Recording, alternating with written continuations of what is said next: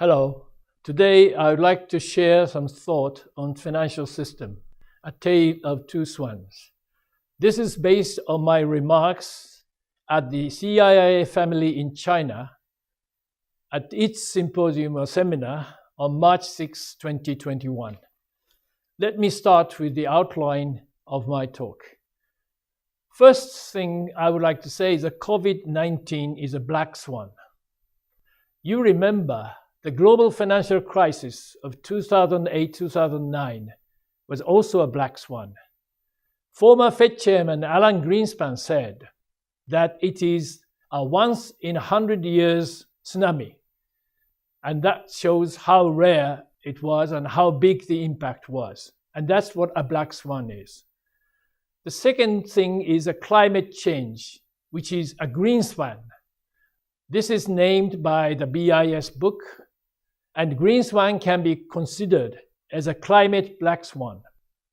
Today, I would like to talk about these two swans and their implications for financial markets. The concept of black swan was first developed by Nassim Nicholas Taleb, which you can see on this screen as a photo of him. And this book was very extraordinary in the sense that one finding of the first black swan really turned all the conventional notion that swans are white. So what he said was all you need is one single blackbird to turn the idea around that all swans are white. And this black swan logic makes what you don't know far more relevant than what you do know. So, what is a black swan? Black swan events have three characteristics. The first one is that black swan events are unexpected and rare, which you see just like the global financial crisis and also the COVID-19.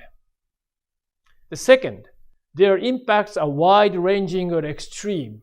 That's also you can see in the global financial crisis and the COVID-19. And the third, they can only be explained after the fact. That's also the case with these two crises. So this is what the black swan is all about. What happened to the capital market when this black swan flew to the capital market of the world? This is a diagram which shows what happened. This gray vertical line you can see in the diagram are the period between March 11th and the 23rd of 2020.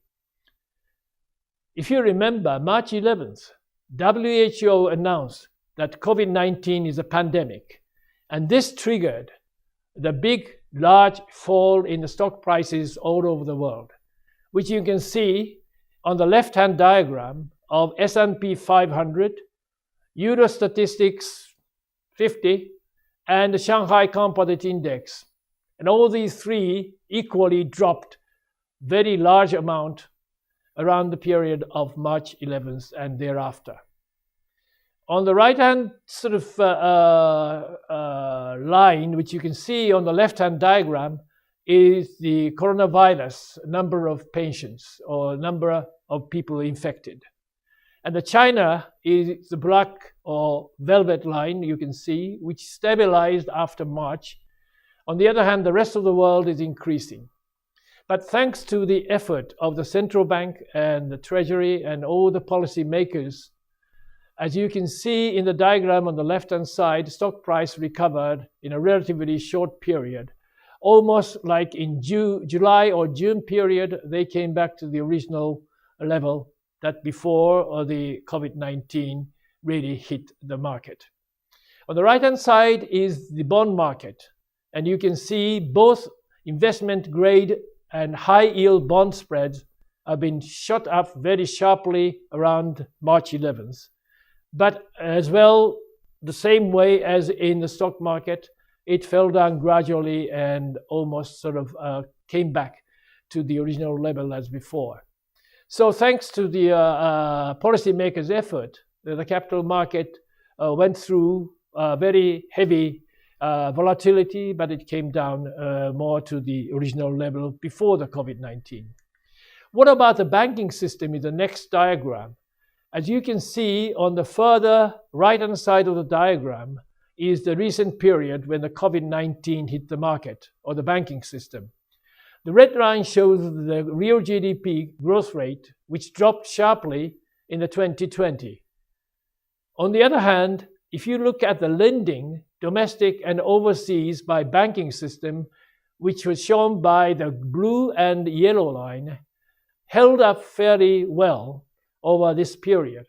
And that shows that the banking system didn't really get affected very much as a result of the COVID-19, which is a very different crisis than before, just like the global financial crisis.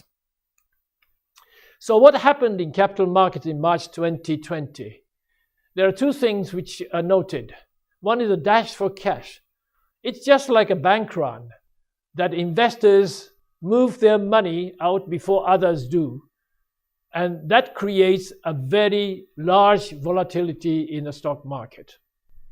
The second feature is a negative feedback loops. So as it's written here, widespread forced sales of securities combined with limited dealer intermediation contributed to increased volatility and illiquidity. And this increased volatility led to margin calls, further increasing the demand for liquid assets. So this is called the negative feedback loops. Bad comes worse and worse comes worse. And this is what happened. So what can we learn from COVID-19 impact on capital markets in March 2020? The first thing is the matching and price discovery mechanism were impaired in capital markets. The second thing is the market liquidity can be as crucial as important to financial stability as bank solvency or bank liquidity. It used to be the case that the banks are the center of focus when there is a problem in the financial market or the financial system. But it seems to be now that the market liquidity is very important in terms of the financial stability. And the root cause of the instability of the non-bank financial institutions, which are the financial institutions other than banks, like securities companies or the investment fund or asset management companies, is the interaction between liquidity mismatches and leverage with risk management practices. So this is what we can learn from COVID-19 impact in March 2020. Based on these observations and lessons, what are the structural changes in the global financial system? There are three things which we can say as a structural change. The first thing is, as I mentioned, the importance of non-bank financial institutions for the real economy has increased. Non-bank financial institutions' asset share has increased to almost half of global financial assets compared to 42% in 2008. The second feature of structural changes is the credit risk is not only in the banking system, but it's also outside the banking system, and also increasingly more important in the outside of the banking system. So, asset managers play a greater role in financing the real economy, as well as managing the savings of households and corporates.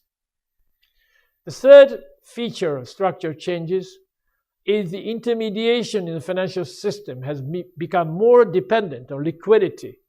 As I said, bank liquidity used to be important, but now the market liquidity becomes as important or maybe more important in the financial market and financial stability. So this kind of change in the functioning of financial markets were being affected by the liquidity provision and also the speed of transmission of price changes thanks to the progress of the internet and all these technologies. Let me just illustrate a little bit about how the things developed in terms of structure of the non-bank financial institution sector. I would like to draw your attention onto the left-hand side diagram, which shows the red line, which started from somewhere like 42% and up to about 48%, which is the share of non-bank financial institutions in the total asset. and the increase is mainly due to the other financial institutions, which includes mostly the investment fund and the asset management companies and all the others. So what becomes very important is that we should focus on the behavior and the performance of non-bank financial institutions. This is a very familiar diagram for all of you. It just shows the financial intermediation. What I would like to emphasize in this diagram is the comparison of yellow line and the green line. It used to be the case in the traditional intermediation, the bank intermediation were the primary source of intermediation. So banks take deposit and make loans, which is a traditional way of making finance available for the ultimate borrowers. But now it's becoming more and more prevalent for the non-bank financial intermediations, which are going through the institutional investors and also the public funds like pensions. And that is called the interconnectedness in the financial system, which may trigger the instability or the crisis in the financial system. It used to be that too big to fail was a very important concept. Why? There's a moral hazard in terms of the financial stability considerations. Now, too big or too interconnected to fail is as important as too big to fail principle or the doctrine. And that's what the changes is all about. So, what are the medium-term issues? There are two issues in my mind. One is, of course, as you know, there's availability of new technologies in financial services. And that shows the competition from other new players like platformers, as you all are aware. And what kind of problems will that create?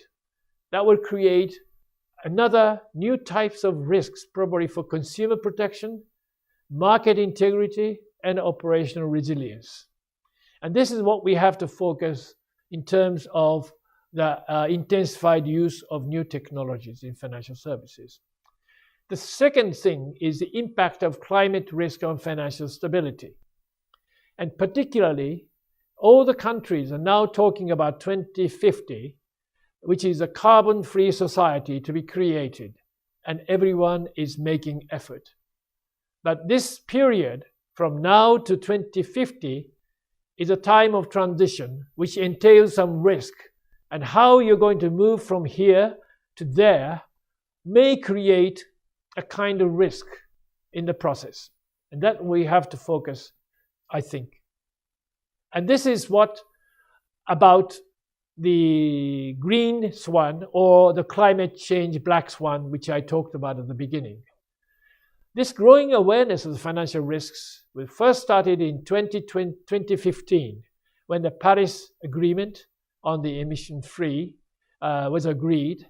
And then in the same year, Mr. Carney, of the former governor of the BOE, suggested the possibility of a systemic financial crisis caused by climate-related events. In 2015, Task Force on Climate-Related Financial Disclosure, called the TCFD, was set up by the Financial Stability Board. In December 2017, the Central Banks and Supervision Network for Greening the Financial System, which is called the NGFS, was created. So all these things started almost in 2015, and it's going on, and it's becoming stronger and stronger. So, my second bird, which is a green swan. What is a green swan again? It's a climate black swan. Of course, it has many common features as black swan, but there are some significant differences from black swan. I would like to point out 3 points. The first is the impact of climate change are highly uncertain, but there is a high degree of certainty that some combination of transition and physical risks will materialize in the future. You cannot go away from this green swan, but you can go away from black swan. So just take COVID-19. If there is a vaccine being developed, maybe not as same as before, but at least we can foresee the returning to the more normal which may be called the new normal, but still we have some reaction or coming back to the original position. But green swan, it's very difficult because it's a high degree of certainty which happens, and it can not be really coming back again once the global temperature reaches a certain point. The second point is the climate catastrophes are even more serious. Of course, black swans mostly in the past are business risks. In the case of the COVID-19, not only business, but it's a human life as well. But the climate catastrophes, which affects everybody, and there's no vaccines to counter the global warming. So once it happens, it must be very, very serious, and they pose an existential threat to humanity. So that is the nature of the green swan. The third feature is the complexity related to climate change, because black swans originally, let's say from the financial crisis, which is not complicated enough, but not so complicated. And COVID-19 is medical as well as financial or economical, but still it can be understood. But this global warming includes everybody like meteorologists or philosophers or socialists, sociologists and things like that. So it has a very wide area to cover to understand what's going on, and that creates a complexity.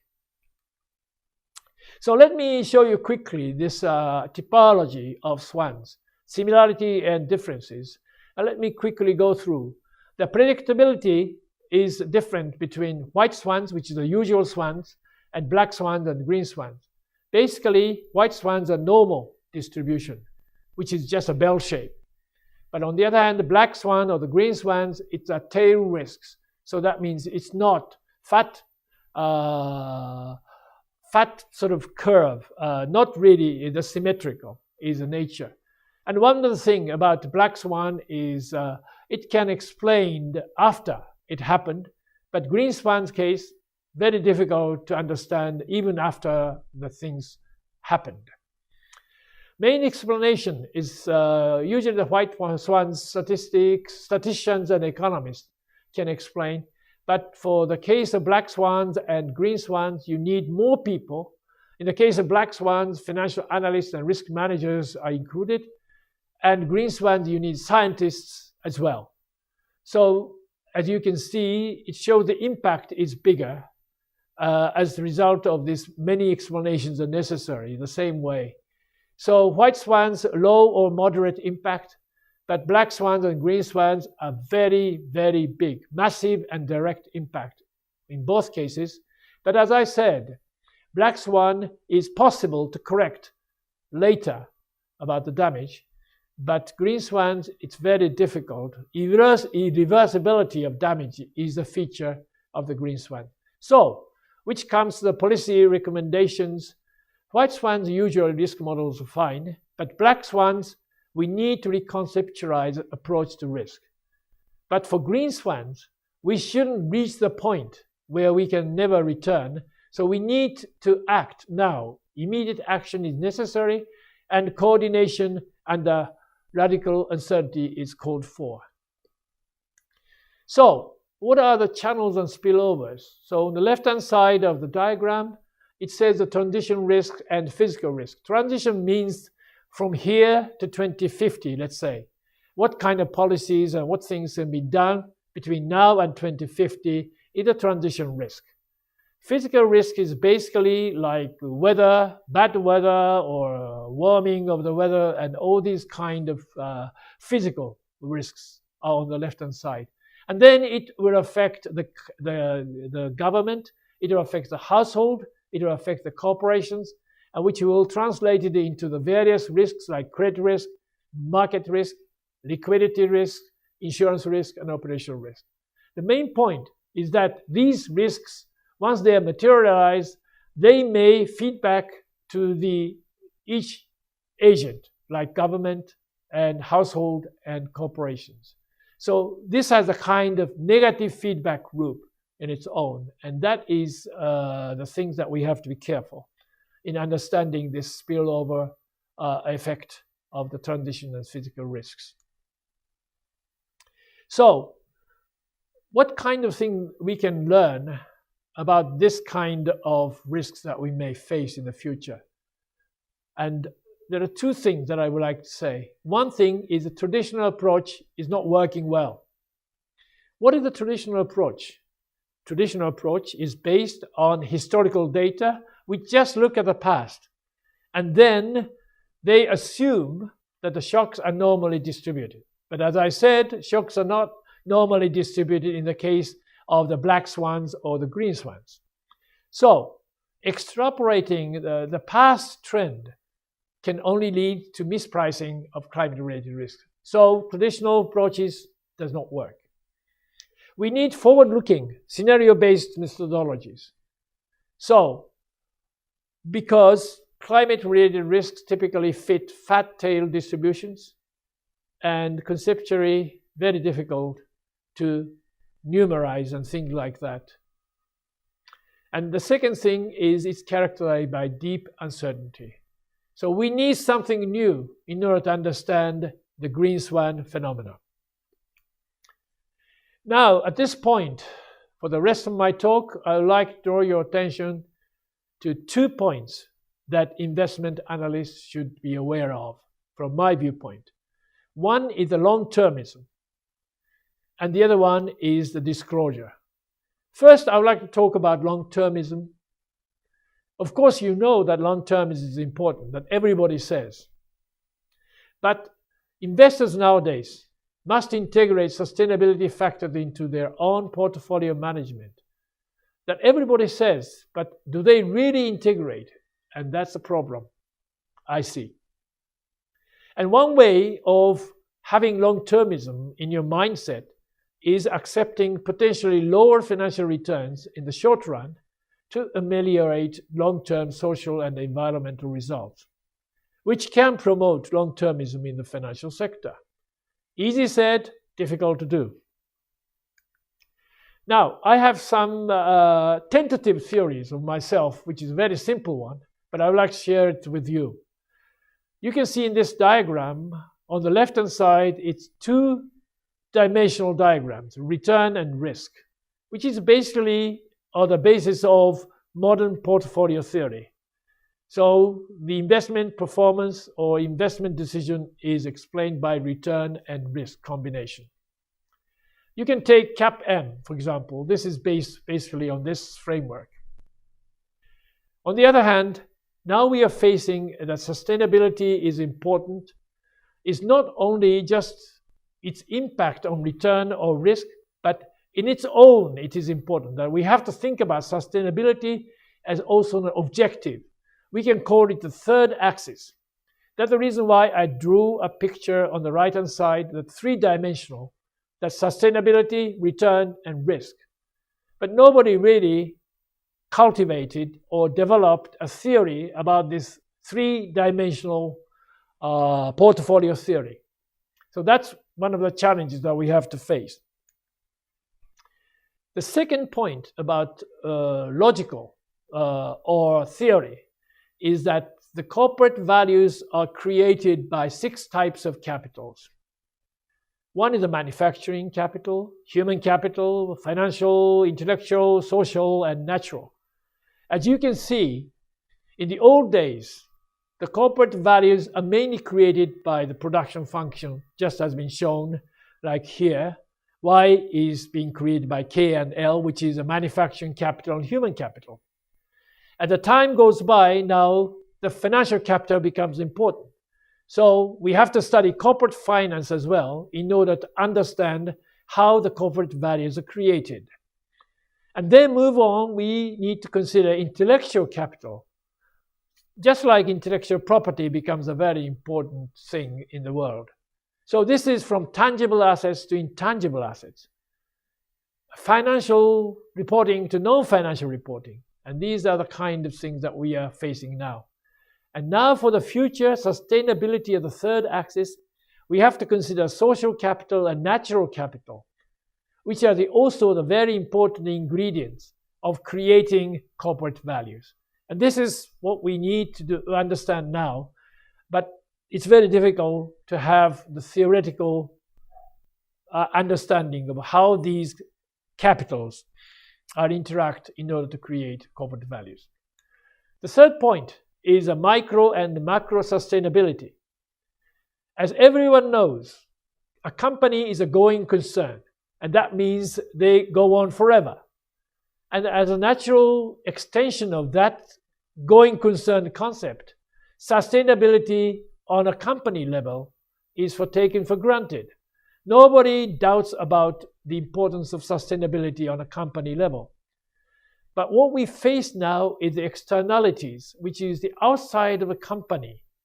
And now, as I just wrote it down here, ESG, of course, it's not environmental, social, and governance. In my view, it's economy, society, and globe. And these things need to be considered as well in terms of sustainability, which is difficult. Well, partly because market mechanisms do not really solve these problems. If it's been solved, it's okay, but it's not. And that's the reason why we have the government. But unfortunately, the government is not really solving these problems very well for various reasons. So we need a new framework to understand how to make this macro sustainability possible. And this is the challenge that we face. The second point that I want you to remember is that sustainability should be integrated into accounting frameworks. As everybody is saying, that more systematic reporting of carbon emission under the standard greenhouse gas protocol is necessary. So the TCFD, which I just explained earlier, seeks to coordinate and standardize reporting of company exposures to climate risk, related risks. And also the rise of the integrated reporting movement, which combines both financial and non-financial performance in a single integrated annual report. And more recently, there's an initiative made by IFRS, International Financial Reporting Standards, on the sustainability reporting. So everybody is now talking about how to incorporate sustainability in the accounting framework. And the next diagram is very interesting because there are so many reporting standards, agents, setting standards, agents are in the world. The main one is the center, which is the corporate reporting dialogue, which are the 5 entities, which forms to consolidate the global reporting standards. And against this, or in correlation with this, there's a TCFD, which I just explained earlier, is in contact with the corporate reporting dialogue to make the common reporting standards. At the same time, IFRS, which is on the left-hand side, is working to set up an internationally consistent, comparable reporting standard. And furthermore, as you can see on the SASB, in this encircle, not encircle, but in the diagram, behind it there is a Securities Exchange Commission in the US.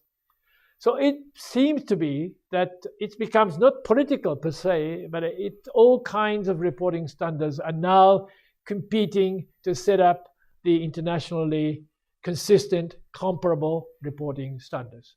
And I want each one of the investment analysts in the world, particularly the CIIA charter holders, to make voices available or heard about what is the best way to make the internationally consistent and comparable reporting standards, which are very important for the investment analyst to evaluate the corporate activities.